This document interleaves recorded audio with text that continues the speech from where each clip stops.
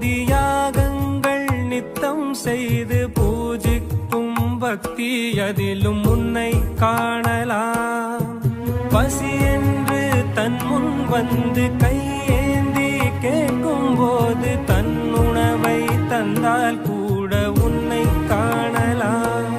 உன்னை காண பல கோடி இங்கு வாரி இறைக்கிறார்கள். எளிதாக உன்னை சேர இங்கு யாரு நினைக்கிறார்கள். அலங்காரம் அதில் நீ இல்லை, அகங்கார மனதில் இல்லை. துளி கள்ளம் கபடம் கலந்திடாத அன்பில் இருக்கிறாய். உணர்ந்தேன் உனையே